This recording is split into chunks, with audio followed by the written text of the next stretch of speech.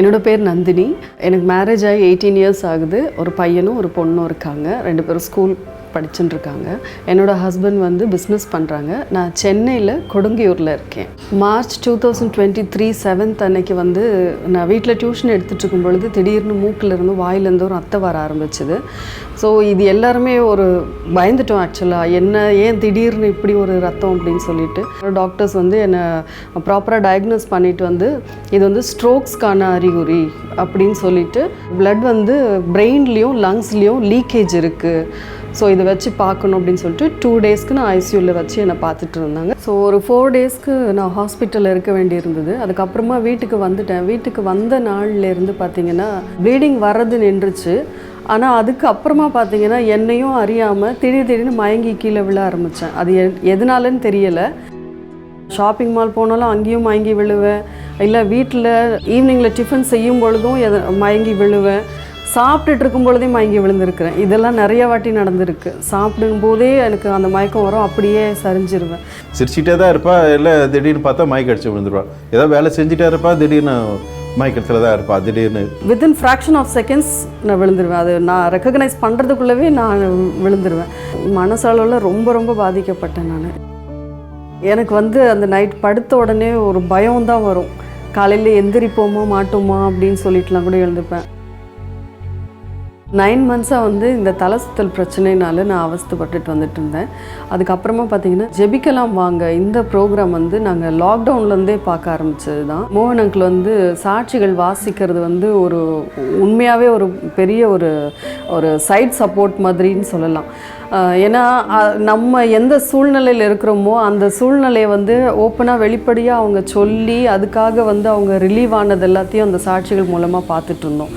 அப்போது அந்த மாதிரி இருக்கும் பொழுது எனக்கும் இது சரியாகுமா அப்படின்னு சொல்லிட்டு அந்த யோசனை இருந்தது. ஸோ இந்த 9 மந்த்ஸாகவும் பார்த்துட்டே தான் இருந்தோம். ஆனால் எனக்கு வந்து அந்த ப்ரேயர்லேயே ஃபுல்லாக இருந்த அந்த பயத்தில் தான் இருந்தேன். ஸ்பெசிஃபிக்காக 2023 நவம்பர் 26 வந்து அற்புத பெருவிழா அன்னைக்கு ஈவினிங் நான் மதியம் கீழே விழுந்துட்டேன். ஈவினிங் வந்து அந்த ப்ரோக்ராம் வந்து படுத்துக்கிட்டு தான் பார்த்துட்டு இருந்தேன். என்னால் உட்காரக்கூட முடியல, நான் படுத்துகிட்டே தான் பார்த்துட்டு இருந்தேன் அந்த ப்ரோக்ராமை. கரெக்டாக அந்த நேரம் பார்த்து ஆண்டவர் வந்து அங்கிள் மூலமாக வந்து சொன்னாங்க, நந்தினி நந்தினி நந்தினின்னு ஒரு 3 வாட்டி பேர் சொன்னாங்க. நந்தினி நந்தினி, கர்த்தருடைய கரம் உன்னை தொடுகிறது மகளே. அடிக்கடி ஒரு மயக்க வியாதி வந்து உன்னை தாக்குகிறது. எந்த இடத்துல நீ மயங்கி விழுவாய் என்று தெரியாது. வெளியிலே போவதற்கு பயம், வாழ்வதற்கு பயம். இயேசு கிறிஸ்துவின் நாமத்தில் இன்றைக்கு உனக்கு விடுதலை. அந்த பலவீனத்தை உண்டாக்கிய ஆவி விலகுகிறது. நந்தினி விடுதலை பெற்றுக்கொள்கிறாய். இயேசுவுக்கு ஸ்தோத்திரம் என்று ஆண்டவரை மகிமைப்படுத்த மகளே. கரெக்டாக அது பாயிண்ட் அவுட் பண்ணி தான் சொன்னாங்க. எனக்கு இருக்கிற பிரச்சனை தான் அது, மயங்கி விழுறது. ஏன்னா எத்தனையோ நந்தினிஸ் இருப்பாங்க, பட் அதில் ஸ்பெசிஃபிக்காக என்னுடைய பிரச்சனையை மட்டும்தானே அவங்க சொல்கிறாங்கன்னு சொல்லிட்டு படுத்துட்டு அப்படியே பார்த்து டக்குன்னு எந்திரிச்சு உட்காந்துட்டேன். அந்த ப்ரேயர் முடித்து அன்னையிலேருந்து இன்றைக்கி வரைக்கும் எனக்கு எந்த ஒரு மயக்கமும் வரல. என்னுடைய வேலைகளை நானே செய்கிறேன். நான் மற்றவங்களை எதிர்பார்ப்பேன் என் கூட யாராச்சும் துணைக்கு இருக்கணும் அப்படின்னு சொல்லிட்டு. அந்த மாதிரி எதுவுமே இல்லை. நான் நார்மலாகவே இருக்கிறேன். எல்லா வேலையும் நானே செய்கிறேன். நான் வெளியிலையும் போகிறேன் இப்போ. ஸோ மயக்கமும் கிடையாது, பயமும் கிடையாது. இந்த 2 விஷயத்துலேருந்து ஆண்டவர் எனக்கு பரிபூர்ண விடுதலை கொடுத்துட்டாரு. இப்போ வந்து பார்த்திங்கன்னா முட்டிக்கால் போட்டே நான் ஜெபிக்கிறேன். அதாவது ஒரு ஸ்டேஜ்லேருந்து இன்னொரு ஸ்டேஜுக்கு நான் போயிட்டேன் அப்படிங்கிற மாதிரி எனக்கு வந்து எல்லாமே டோட்டலாக வந்து கிளியர் ஆகிடுச்சு. நான் ரொம்ப சந்தோஷமாக இருக்கிறேன். நான் மட்டும் இல்லை, என்னோடய சுகத்துக்காக என் வீட்டில் எல்லாருமே வந்து ரொம்ப ஹாப்பியாக தான் இருக்காங்க. இப்போ என் மனைவி பார்க்குறதுக்கு ரொம்ப சந்தோஷமாக இருக்குது. அவளுடைய முகத்தில் அந்த தெளிவு தெரியுது. இந்த 9 மாதமாக நான் இந்த மயக்க பிரச்சனையினால் மரண பயத்தோடு நான் இருந்துட்டு இருந்தேன். இந்த அற்புத பெருவிழாவில் ஆண்டவர் என்னுடைய பேர் சொல்லி அழைத்து எனக்கு வந்து பரிபூர்ண சுகத்தை கொடுத்தாரு. அதுக்காக கொடானு கொடி ஸ்தோத்திரம் ஆண்டவருக்கு.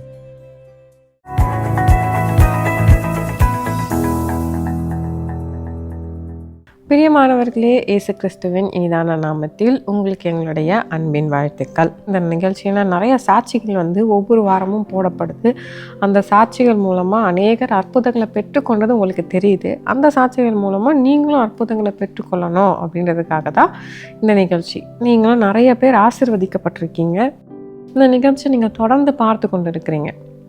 நாங்கள் ஆண்டவருக்கு நன்றி செலுத்துகிறோம். ஆனாலும் உங்கள் வாழ்க்கையில் ஏதோ ஒரு காரியத்தில் அற்புதம் வேணும் அப்படின்னு தானே இந்த நிகழ்ச்சியை பார்த்து கொண்டு இருக்கிறீங்க. இன்றைக்கி ஒரு சாட்சியை பார்த்தீங்க, ரொம்ப வித்தியாசமான சாட்சி. இப்படிலாம் ஒரு நோய் இருக்குமா, அப்படின்னு நம்ம கேள்வி கேட்குற அளவுக்கு ஒரு சாட்சி.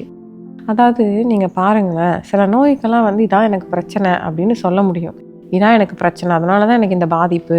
எதுக்கு கை வலிக்குது, எனக்கு வந்து எலும்பு தேய்மானம்னு சொல்லியிருக்கிறாங்க, அதனால் இந்த பாதிப்பு. இந்த மாதிரி எனக்கு ஒரு பாதிப்பு இருக்குது, அதனால தான் எனக்கு இந்த பலவீனம் அப்படின்னு வந்து சில பேரால் சொல்ல முடியும். ஆனால் சில நேரத்தில் எவ்வளவோ டெஸ்ட் எடுத்து பார்த்தாச்சு, எந்த பிரச்சனையும் இல்லை, ஆனால் எனக்கு இந்த பாதிப்பு இருக்குது அப்படின்ற ஒரு சூழ்நிலையில் நீங்கள் இருக்கிறீங்க. இன்னைக்கு சாட்சியும் அப்படிதான். சென்னை கொடுங்கையூரை சேர்ந்த நந்தினி அவங்களோட சாட்சி, அதாவது 9 மாதமாக மயக்க நோயினால் பாதிக்கப்பட்டிருக்கிறாங்க. மூளையில் ஒரு பாதிப்பு, அதனால ஹாஸ்பிட்டலில் வைத்திருந்தாங்க, அதெல்லாம் சரியாயிருச்சு. ஆனாலும் அந்த மயக்கம் அடிக்கடி வந்துக்கிட்டே இருந்தது. என்ன செய்யறதுன்னே தெரியல. அந்த மயக்கத்தினால பாதிக்கப்பட்ட ஒரு சூழ்நிலையில் இருக்கும்போது இயேசு அற்புதம் செய்திருக்கிறார். பேர் சொல்லி அழைத்து அவங்கள அற்புதம் செஞ்சிருக்கிறார். இயேசுவால் அற்புதம் செய்ய முடியும். இன்னைக்கு உங்களுக்கும் அற்புதம் செய்ய முடியும். அதுக்கு முன்னாடி வேதத்திலேருந்து ஒரு சில காரியத்தை நம்ம தியானிச்சுட்டு அதுக்கப்புறம் வந்து வசனத்துக்கு நம்ம இருதயத்திலேருந்து ஆழத்திலிருந்து நம்ம ஒப்பு கொடுத்து நம்ம ஜெபிக்கும் போது உங்க வாழ்க்கையில அற்புதம் வரும். மார்க் 9ஆம் அதிகாரம் 20ஆம் வசனத்திலிருந்து நான் வாசிக்கிறேன். அவனை இயேசுவிடத்தில் கொண்டு வந்தார்கள். அவரை கண்ட உடனே அந்த ஆவி அவனை அலைக்கழித்தது. அவன் தரையிலே விழுந்து நுரை தள்ளி புரண்டான். அவர் அவனுடைய தகப்பனை நோக்கி, இது இவனுக்கு உண்டாகி எவ்வளவு காலமாயிற்று என்று கேட்டார். அதற்கு அவன், சிறு வயது முதற்கொண்டே உண்டாயிருக்கிறது. இவனை கொல்லும்படிக்கு அது அநேகந்தரம் தீயிலும் தண்ணீரிலும் தள்ளிற்று. நீர் ஏதாகிலும் செய்யக்கூடுமானால் எங்களுக்கு மனதிறங்கி எங்களுக்கு உதவி செய்ய வேண்டும் என்றான். இயேசு அவனை நோக்கி, நீ விசுவாசிக்க கூடுமானால் ஆகும், விசுவாசிக்கிறவனுக்கு எல்லாம் கூடும் என்றார். உடனே பிள்ளையின் தகப்பன், விசுவாசிக்கிறேன் ஆண்டவரே, என் அவிசுவாசம் நீங்கும்படி உதவி செய்யும் என்று கண்ணீரோடே சத்தமிட்டு சொன்னான். அப்பொழுது ஜனங்கள் கூட்டமாய் ஓடி வருகிறதை இயேசு கண்டு அந்த அசுத்த ஆவியை நோக்கி, ஊமையும் செவிடுமான ஆவியே, இவனை விட்டு புறப்பட்டு போ, இனி இவனுக்குள் போகாதே என்று நான் உனக்கு கட்டளையிடுகிறேன் என்று அதை அதட்டினார். அப்பொழுது அது சத்தமிட்டு அவனை மிகவும் அலைக்கழித்து புறப்பட்டு போயிற்று. இங்க ஒரு சம்பவம் எழுதப்பட்டு, பிசாசு போராட்டத்தினால பாதிக்கப்பட்ட ஒரு பையனை உங்க அப்பா இயேசு கிட்ட கொண்டு வரார். இயேசுவை கேள்விப்பட்டு இயேசு அற்புதம் செய்யறதை பார்த்து இயேசு கிட்ட அற்புதத்தை பெற்றுக்கொண்டவங்க சொல்றதை கேட்டு, நிறைய பேர் அற்புதத்தை பெற்றுக்கொண்டு இருக்கிறாங்கல்ல, அதெல்லாம் வந்து சொல்றதை கேட்டு இயேசு கிட்ட ஒரு மனிதன் தன்னுடைய மகனை கூட்டிட்டு கொண்டு வராரு. எல்லாத்தையும் கேள்விப்படுறாரு, இயேசு அற்புதம் செய்யறாருன்னு தெரியுது, சாட்சிகளை கேட்கிறாரு, இதெல்லாம் கேட்டுட்டு தான் கூட்டிட்டு வராரு. இயேசு கேட்கிற என்ன பிரச்சனைப்பா, எதனால பாதிக்கப்பட்டிருக்கிறீங்கன்னா அதெல்லாம் கரெக்டா சொல்றாரு. இவனுக்கு வந்து இந்த மாதிரி ஒரு பாதிப்பு, பிசாசு போராட்டத்தினால இருக்கிறான், இந்த மாதிரி பாதிக்கப்படுறான், அநேகம் தான் இந்த மாதிரி மாட்டிக்கொள்றான், தீயில தள்ளுது, மாதிரி கொல்ல நிறைய ட்ரை பண்ணுது இந்த போராட்டம், ஏதாவது வந்து உதவி செய்யுங்க அப்படின்னு சொல்றாரு. அப்போ அந்த மனுஷனை பார்த்து இயேசு சொல்ற, நீ விசுவாசிக்க கூடனா ஆகும் அப்படின்னு இயேசு சொல்றாரு. உடனே தான் அவருக்கு தெரியுது, ஏதாவது செய்யுங்க அப்படின்னு கேட்கக்கூடாது. இயேசுவே எனக்கு அற்புதம் செய்யுங்க, விசுவாசிக்கிறேன், விசுவாசத்தோட கேட்கணும். அப்பதான் அவருக்கு புரிஞ்சுது, ஆமா நான் வந்து தப்பு பண்ணிட்டேன், விசுவாசத்துல நான் தப்பு பண்ணிட்டேன், நான் விசுவாசிக்கிறேன், என் அவிசுவாசத்தை நீக்குங்க. நீங்களும் அதே மாதிரி இருக்கலாம், நிறைய அற்புதத்தை பாக்குறீங்க, கேட்குறீங்க, சாட்சிகளை கேட்குறீங்க, இயேசு அற்புதம் செய்யறது தெரியுது, ஆனா உங்களுக்கு அற்புதம் செய்வாருன்னு நீங்க விசுவாசிக்கிறீங்களா? இயேசுவே நான் இப்படி பாதிக்கப்பட்டிருக்கிறேன், உங்களால முடிஞ்சா எனக்கு செய்யுங்க அப்படி நம்ம கேட்கக்கூடாது. இயேசுவே எனக்கு நீங்க இவ்வளவுலாம் செஞ்சிருக்கிறீங்க, இவ்வளவு செய்றீங்க, எனக்கு அற்புதம் செய்ய முடியும், எனக்கு அற்புதம் செய்யுங்க அப்படி கேட்கும்போது இயேசு அற்புதம் செய்வார். ஏன்னா நம்ம முதல்ல உங்களால முடியுமா ஆண்டவரே, இதெல்லாம் செய்ய முடியுமா ஆண்டவரே, இந்த நிலைமை மாறுமா ஆண்டவரே அப்படின்னு கேட்டனா விசுவாசத்துல பிரச்சனை இருக்குன்னு அர்த்தம். இந்த சகோதரியை நீங்க கேட்டீங்கல்ல, எனக்கும் அற்புதம் நடக்குமா அப்படின்னு அவங்களுக்கு ஏக்கம் இருந்துச்சு.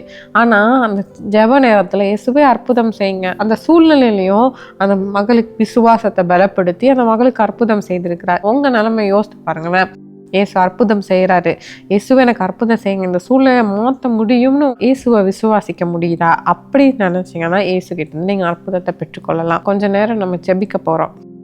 இன்னைக்கு நீங்க ஏதோ காரியத்துல இருந்து உங்களுக்கு அற்புதம் நடக்கணும், எந்த காரியத்துல உங்களுக்கு இயேசு அற்புதம் செய்யணும், இயேசுவே எனக்கு உங்களுக்கு முடியுமா, இதெல்லாம் நடக்குமா, இப்படி ஒரு சூழ்நிலையில் இருக்கிற இதுலேருந்து எப்படி அற்புதம் நடக்கும் அப்படின்லாம் நீங்கள் வந்து போராட்டத்தோடு இருக்கக்கூடாது. நமக்கு வேண்டியது சுகம், நமக்கு வேண்டியது விடுதலை, அது இயேசு தருவார், அது வாக்கு பண்ணியிருக்கிறார். அந்த விசுவாசம் நமக்கு இருந்தால் போதும். எப்படி நடக்கும் என்ன இந்த மாதிரி கேள்விகள்லாம் நமக்கு வேண்டாம். நம்ம ஜெபிக்க போகிறோம். இங்கே இருக்கிற இடங்களில் இயேசுவே எனக்கு அற்புதம் செய்யுங்க, இந்த வியாதியை உங்களால் மாற்ற முடியும். யார் யாரெல்லாம் இயேசுவே என் பிரச்சனைகளை மாற்றுங்க, எனக்கு ஒரு சுகம் தாங்க, என்னை ஆசீர்வதிங்க, என்னை விடுதலையாக்குங்க, இப்படிப்பட்ட பலவித விண்ணப்பங்களோட உங்கள் முகத்தை நோக்கி பார்க்குறாங்கப்பா. இந்த பிள்ளைகளோட விசுவாசத்தை நீங்கள் பலப்படுத்துங்க ஆண்டவரே. அவ்விசுவாசம் இந்த பிள்ளைகளை விட்டு நீங்கட்டும் ஆண்டவரே. நாங்கள் எல்லாம் இணைந்து நாங்கள் ஜெபிக்கிறோப்பா. ஜெபிக்கிற இந்த நேரத்தில்ப்பா யார் யாரெல்லாம் குழந்தை இல்லாமல் பாதிக்கப்பட்டு இருக்கிறாங்களோ ஆண்டவரே, விசுவாச போராட்டத்தோடு இருக்கிறாங்களோப்பா, அந்த பிள்ளைகளுடைய வாழ்க்கையில ஒரு குழந்தையை கொடுத்து ஆசீர்வதிங்க. அவங்க விசுவாசத்தை கனப்படுத்துங்க ஆண்டவரே. அப்பா, சரீரத்துல முடக்குவாதத்தினால பாதிக்கப்பட்டு இருக்கிறாங்க, இயேசு இந்த பிள்ளைகளுக்கு அற்புதம் செய்யுங்க. பக்கவாதத்துல இருந்து ஒரு விடுதலை கொடுங்க ஆண்டவரே. ஃபுல்லா ஆண்டவரே பேரலைஸ்டான நிலைமையில படுத்த படுக்கையில இருக்கிறாங்கப்பா, அந்த பிள்ளைகளுக்கு நீங்க அற்புதம் செய்யுங்க. உங்களால் அற்புதம் செய்ய முடியும். நாங்கள் விசுவாசிக்கிற ஆண்டவரே, நீங்கள் அற்புதம் செய்யுங்க ஆண்டவரே. எத்தனையோ பேருக்கு அற்புதம் செய்திருக்கிறீர். இந்த பிள்ளைகளுக்கு நீங்கள் அற்புதம் செய்யுங்க ஆண்டவரே. விபத்து நிமித்தம் ஆண்டவரே கை கால்கள் பாதிக்கப்பட்ட சூழ்நிலையில் இருக்கிறாங்கப்பா. இந்த நேரத்தில் ஆண்டவரே, எந்த பாதிப்புகளாக இருந்தாலும் நீங்கள் அற்புதம் செய்யுங்க. எந்த இடத்துல இருக்கிறாங்களோ அந்த இடத்துல ஆண்டவரே சுகமளிக்கிற வல்லமை பாய்ந்து செல்லட்டும். எந்த ஒரு சீரியஸான பிரச்சனையாக இருந்தாலும் நீர் மாற்ற முடியும் ஆண்டவரே. நீர் ஒரு அற்புதம் செய்கிறதற்காக நன்றி. அந்த பிள்ளைகளுக்கு நீங்க சுகத்தை கொடுத்து விட்டதற்காக ஸ்தோத்திரம் ஆண்டவரே. நீங்க காப்பாற்றி விட்டு ஆசீர்வதிக்கிறதற்காக நன்றி. எங்கள் ஜெபத்தை கேட்டதற்காக ஸ்தோத்திரம். இயேசுவின் நாமத்தினாலே ஆமென். ஜெபிச்சிருக்கிறோம். இயேசு உங்களுக்கு அற்புதம் செய்துட்டாரு. நீங்க சோதித்து பாருங்க. இயேசுவை துதித்து கொண்டே இருங்க. இயேசு உங்களோட இருந்து உங்களை ஆசீர்வதிப்பார். ஆமென். For further details and prayer support, contact Jesus Redeems Ministries, Nalumavudi, Thuthukudi District, 628-211. Our phone number 04639 353535. info@jesusredeems.org. Our website www.jesusredeems.com. God bless you.